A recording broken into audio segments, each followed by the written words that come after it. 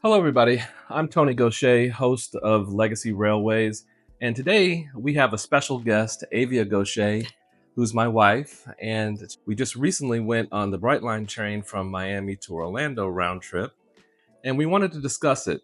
I did a separate video that goes into the details about the trip, and I'll link it here and put it in the description as well if you'd like to check that out.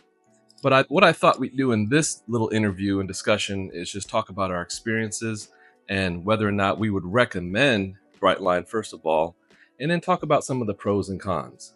So let's go ahead and get started. So Avia, let's talk about the stations first. Okay. Okay, and then we'll go into the actual experiences on the train, both in premium as well as in the economy, smart economy. Okay. Okay. Well, I'll just start with Miami. It was beautiful and bright and sprawling, very welcoming. And I'm not just saying that because it's my hometown, but it was 2-story. It was very visual, very pretty. Lots of amenities there. Like I said, it was very welcoming, and it was 2-story. And it was just very nice, very clean, well thought out. And it was just a nice experience in Miami. I would agree. I was really kind of impressed with the art. There was a lot of art in Miami. Mm-hmm.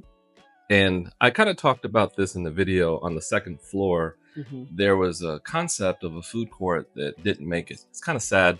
It really would have been nice because it would have been a cool place for people to come and hang out. Mm-hmm. They weren't necessarily riding the Brightline train, but it did not make it. It was a COVID casualty. Right. It's unfortunate. It is. It is. What were some of the negatives, if you have any, of the Miami station that you might be able to think of? It was very spread out, so there wasn't any clustering. It wasn't terribly busy at all. Everybody was friendly and polite. So is that a pro or a con? I definitely think that was a pro. Okay. I don't think there were any cons. It didn't appear that the lines were very long in some of the restaurants, so that's definitely a pro. I don't remember there being any cons in the Miami station.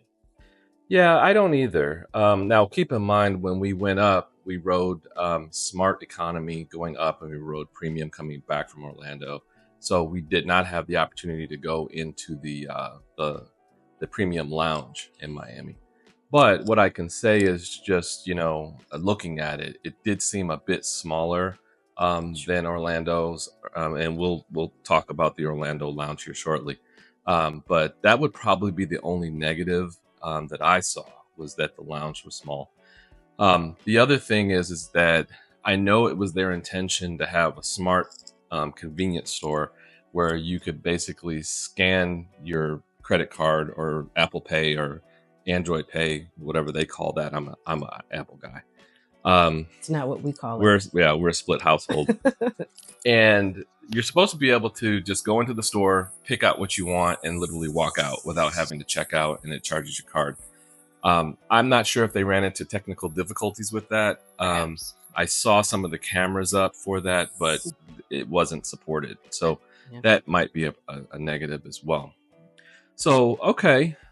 Switching over to Orlando's station. What are your thoughts there? Well, it was a single level. It was still very spread out, and that's where we were in the lounge, of course.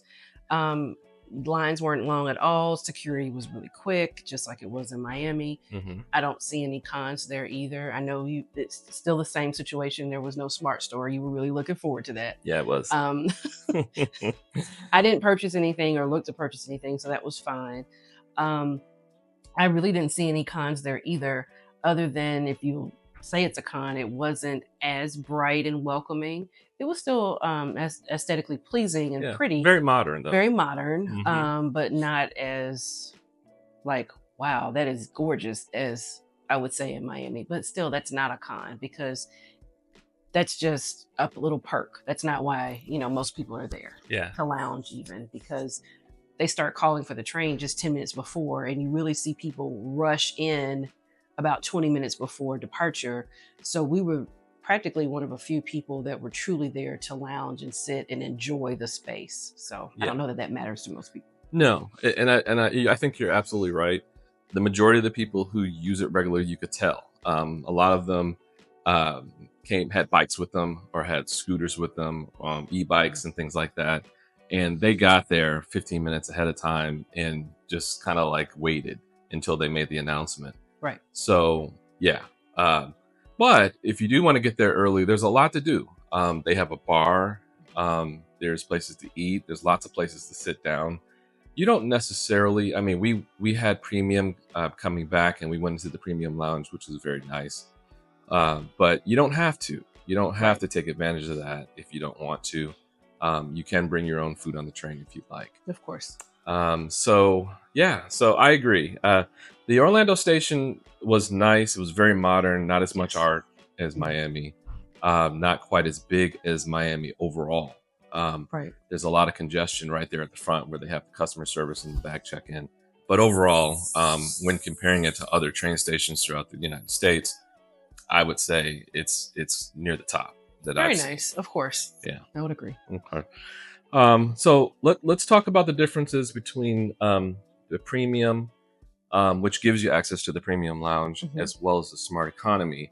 And they have two different levels of smart economy, if you remember. One was kind of like no frills, you don't get any. It's like if you don't show, you don't get any money back. You can't change anything. Right. And then they have the middle level, which is basically the same, but you have the ability to change. Right. Which I think if you're traveling alone, I guess that lower tier, that truly bottom tier, is fine. If you're doing like a quick business trip, or you're just going for a day of shopping, you're very intentional. I don't think there's any problem for that. For us, I use the opportunity for the long trip to work. I was even, having conversations on the phone. So for me, or for someone with a family, I think your mid or premium tier is probably your best bet. Yeah. For comfort and convenience. In the mid tier, I feel like the seats were very comfortable. There were tons of outlets. We sat in a quad on the way up, which was really nice. So the boys were facing us and we were facing them, and we had a table in the middle. There was enough room for me to put my laptop and enough room for us to all have our food there comfortably. And there were tons of charging outlets, so there was no issue there. And I like the fact that, because I'm a germaphobe now that I have children, there was plexiglass up between the very top of our quad and the next seat over. Aside from it being very clean, that was nice too, because of course, there's a resurgence of COVID and things like that, and also keeping our family safe. Right. Even though you saw me in the first video very fiercely wiping down the table as soon as we sat down. So that's important to me. Safety is very much a factor for me. Absolutely. Okay. So I would agree with that. I think there's some benefit to riding premium, obviously, and we'll kind of talk about some of the benefits there. But I think for the premium economy, or the smart economy is what they call it, I think if you're traveling with a family or more than one or two people, that's the way to go. If you don't really care about the frills and the perks and things like that come along with premium, the seats are still very comfortable. Very much. They're not quite as big as the seats in premium, but still doable. Nice. Very comfortable. It's a nice ride. Absolutely. Okay. Flipping over to the premium coach. Okay. What were some things that stood out to you there? Well, it was interesting. We had premium access to the lounge when we were in Orlando. So it was a nice spread of, salads and sandwiches and things of that nature. But I wasn't sure how the experience would be when it came to food on the train. So I remember telling the boys and even myself, like, okay, eat and drink, because I don't know what this is going to be like, because the day before when we were in Smart, like this sandwich, it was every bit of this big, was like $14, $16. It was like $20 for each of us to eat. And I'm like, that's ridiculous. But to my surprise, I think to all of our surprise, when we were on the train, it was really nice, because it felt like every 30 to 45 minutes, they were coming down the aisle like you would on a plane, offering us to have something to eat or drink. And I remember not being able to make up my mind if I wanted some juice or an adult beverage. And the lady was like, just take both. So it was literally all you could eat. It was really nice. And after they came with the snack, and then lunch, and then she came back with another snack. I was like, I'm still full. So Right. it was really basically a great experience. And if come hungry, basically, Yeah. because there's plenty of food in the lounge, and there's going to be plenty of opportunities to eat and drink on the train. Yeah. Yeah. That is so true. And it is truly as much as you want. They came through several times. Are you sure you want more? Would you like a snack? And so there's plenty of opportunities there. Also, the one thing I will point out, and I don't think this is necessarily a premium to smart economy difference, was on the second train. I think it was just a newer train that they had recently repped. And so the windows Oh, that on was that nice. train, and at first we thought it was just a premium car, but after we got to Miami, I noticed that all of the cars didn't have the film over the Oh, glass. that was really nice, because you Yeah. could actually, when you weren't eating and drinking, you could actually take in the sights outside, and it's a beautiful ride, on the way back. And the boys went to look outside. They would actually take a break from their tablet and look outside. But when we were going down, it was hard because there was that wrap. And I understand advertising is important, but it really took away from the trip, I think. Yeah, it did. And it's noticeable. I mean, you can Very. see, but it's sort of like a haze. So it's hard to really get the detail like you would without it there. It made a huge difference. Big difference. Yeah. Okay. So overall recommendations. Would you say Brightline is worth it for the 3.5 hour versus the 3.5 hour drive? Okay. Because there's a whole concept with kind of rail that's happening in the United States about, it's too far to drive, too close to fly. Right. Okay. And they're doing some things in Texas, with the Texas Triangle. They're planning the route between Dallas and Houston, and they're talking about a route between Dallas and Austin, San Antonio, and Houston Wonderful. as well. And then, of course, Brightline is involved with that project out between Las Vegas and Los Angeles, LA. Okay, cool. Same situation.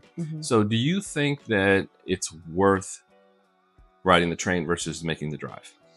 Absolutely. With driving comes, especially when you're driving with kids, you have to stop more frequently. You have to worry about parking. You have to worry about traffic both ways. Orlando has a lot of traffic. Miami has a lot of traffic, and you don't have to worry about that.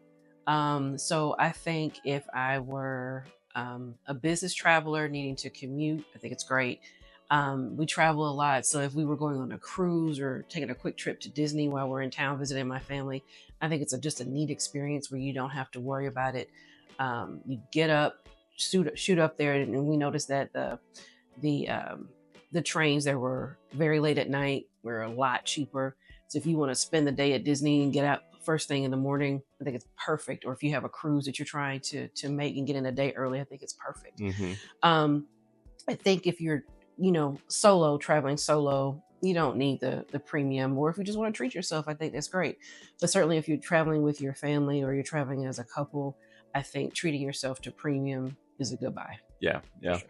And the only time I would probably say that maybe it's not worth taking the train is if you have a need where you're going to need your car a lot on either end, because then you're introducing, although Avis has a partnership from what I understand with Brightline. I know it's in Miami. I did not see it in Orlando, but that doesn't mean it's not there. But once you factor in renting a car, the expense of the train and everything, at that point, it might not be worth the hassle or the convenience of riding the train.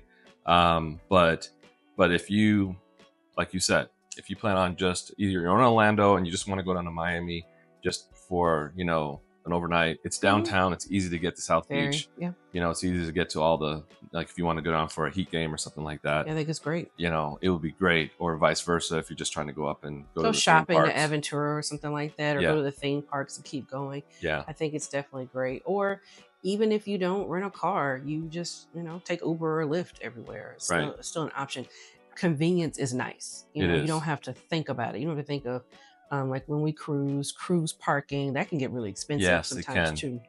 Very. So, matter of fact, that would be probably a number one use case. All right. Well, listen. Well, thank you. I appreciate you, having this conversation with me, and again, we just wanted to kind of take a step back and have a conversation about our experience, so that you could make some informed decisions about whether you think Brightline is good for you. So, Again, we appreciate your time. Thank you for watching this. Again, if you could please, comment, like, subscribe to our channel, that will help us grow. We're a new channel. So we appreciate everything. We appreciate all the comments, and we do read them all and respond to them all. So until next time, thank you for watching. Thank Take you. care.